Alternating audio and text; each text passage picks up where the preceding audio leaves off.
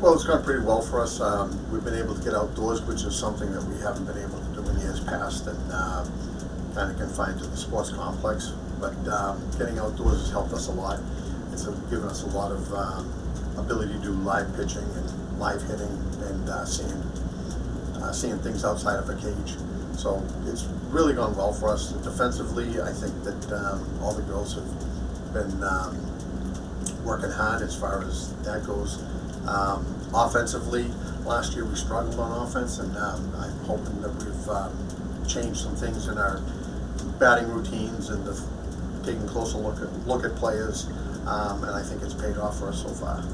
The thing good about this year is I think we have good senior leadership. Although there are only 3 seniors on the team, we have a large freshman class, which is important for that leadership to be able to do their job and help these girls get acclimated to playing softball at this level, and I think they've done a great job this year. The freshmen have really come along well and challenged some of the upperclassmen for positions, which is great. The whole thing makes our team better. The more people push each other, and I think I've seen a lot of that this year. We have pitchers that are multi-talented and can multitask and play different positions, which is good for us because we have a small squad of 17 players. So the ability to play more than one position is important for us. The pitchers themselves have been working hard. Danielle's done a great job with them as far as keeping them focused and training. And I'm looking forward to it. Going to Florida, I'm never shy to play some of the best teams in the country and the best teams in the East that go to the National Training Center where we're going in Claremont. I think it helps us prepare us better when we come back here and play in the NE10, which is very competitive and challenges you every game.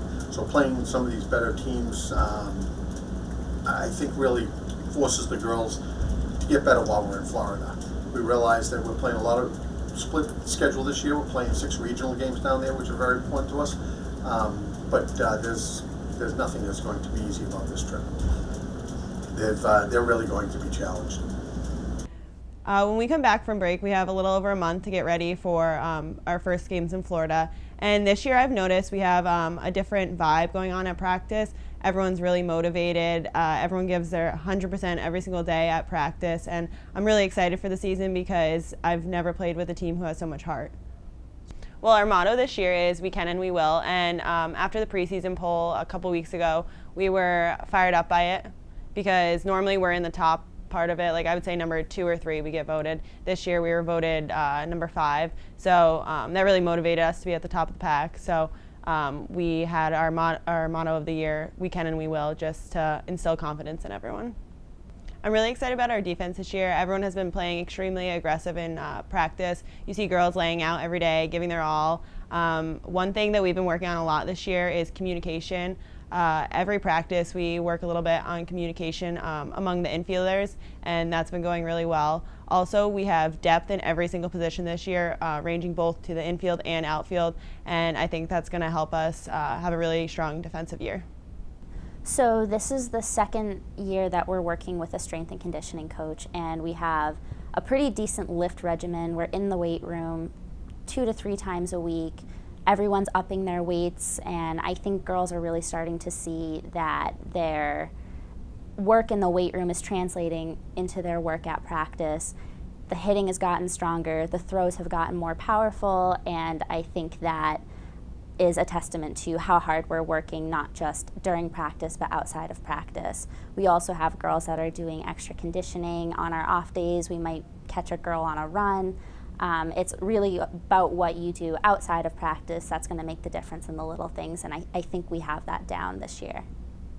This year, when we head down to Florida, we have a really strong schedule. We're busy. We have double headers almost every day, and it's also important to keep in mind that it's the first time we're hitting the dirt.